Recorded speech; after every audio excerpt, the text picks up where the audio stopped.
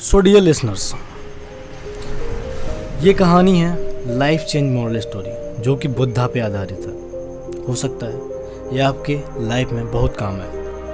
एक perfect decision लेने के लिए कोई ना कोई मोटिवेशन बहुत ज़रूरी होता है। हो सकता है ये आपके काम आ जाए। तो ज़्यादा टाइम ना वेस्ट करते हुए मैं सीधे कहानी पे आता हूँ। एक समय की बात है, गौतम बुद्ध के हजारों शिष्य उनके पास अध्ययन करने आते थे। गौतम बुद्ध से जब भी कोई व्यक्ति ज्ञान प्राप्त कर लेता था तो उसे किसी दिशा में लोगों को जागरूक करने तथा शिक्षा देने के लिए भेज दिया जाता था। बुद्ध का एक शिष्य बुद्ध के आश्रम में लगभग 6 सालों से था। वह शिष्य महात्मा बुद्ध के पास आया और बोला, हे बुद्ध,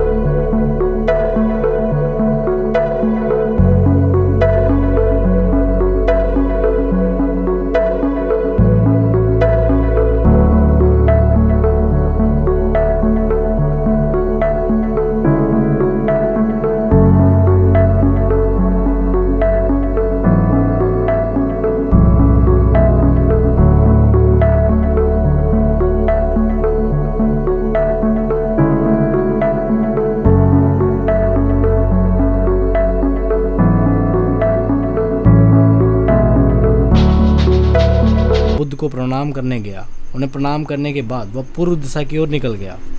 शाम को जब वह वापस आया तो बुद्ध ने देखा कि शिष्य के माथे पर चोट लगी हुई है, खून बह रहा है। बुद्ध ने उसे पट्टी की और पूछा, तुम्हें चोट कैसे लगी? शिष्य ने कहा, वहाँ के लोग बेहद ही दुष्ट हैं, उन्हें जरा भी बुद्धि नहीं है। मैं उस गांव में भिक्षा लेने गया, वहाँ मुझे भिक्षा नहीं दी, सब मुझे वहाँ गलियाने लगे। एक व्यक्ति ने मुझे भिक्षा तो दी लेकिन नीचे फेंक कर और कहा, उसे उठा लो। मैंने उसे काफ़ी समझाया लेकिन मेरी बात सुनने को तैयार ही नहीं थे। उन्होंने मेरे साथ हाथापाई की जिसमें मुझे चोट लग गई। बुद्ध, आप मुझे दूसरी जगह भेज दीजिए, यहाँ के लोग अज्ञानी हैं। जहाँ ऐसी जगह मुझे भेजिए जहाँ लोगों को थोड़ा बहुत ज्ञान हो। बुद्ध शिष्य की बात सुनकर मुस्कुराए और बोले, अगर दूसरे गांव में भी ऐसे ही लोग मिले तो तुम वहाँ क्या करोगे? शिष्य ने कहा, हे बुद्ध, मैं ऐसे लोगों को कोई ज्ञान नहीं दे सकता, वो लोग अज्ञानी हैं, उन्हें कौन समझाएगा? बुद्ध ने कहा, वह लोग अज्ञानी नहीं बल्कि ज्ञानी हैं, उनके पास बहुत ज्ञान है परंतु उनके पास खुद का ज्ञान है। अब अगर तुम किसी दूसरे ज्ञान को चोट पहुंचाओगे तो वह खुद तो कुछ ना कुछ तो कहेंगे ही। तुम्हें ऐसे लोग हर जगह मिलेंगे, तब तुम अपना ज्ञान उन्हें कैसे दोगे? बुद्ध ने कहा, आज तुम आराम करो, कल शाम को मेरे पास आना। शिष्य बुद्ध को प्रणाम करके चला गया। अगली शाम जब वो वापस बुद्ध के पास आया तब वहाँ बुद्ध के पास एक और शिष्य मौजूद था। उनके हाथ में भी चोट लगी हुई थी। बुद्ध ने शिष्य के हाथ पर चोट देखकर उस पर पट्टी की और उनसे पूछा, तुम्हें यह चोट कैसे लगी?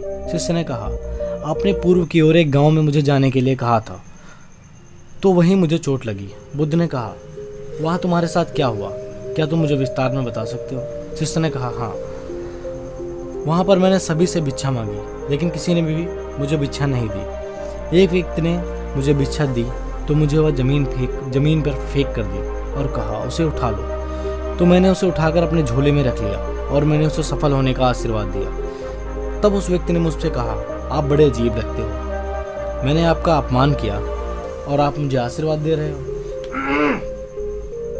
तो मैंने उनसे कहा कि आप दानी हो, आपने मुझे दान दिया है, इसलिए मैं आपको आशीर्वाद दे रहा हूँ। कि मैं वहाँ से आगे गया तो कुछ लोगों ने मुझे वहाँ से वापस जाने के लिए कहा। उन्होंने मुझे कुछ अपशब्द कहे और मुझ पर पत्थर भी फेंके, जिससे मुझे चोट लग गई। और जब मैं वापस जा रहा था तब रास्ते में मैंने एक माँ को रोते हुए देखा। वह अपने बच्चे को बीमार देखकर बहुत चिंतित थी। मैं तुरंत जंगल से जाकर उसके लिए बूटी लाया।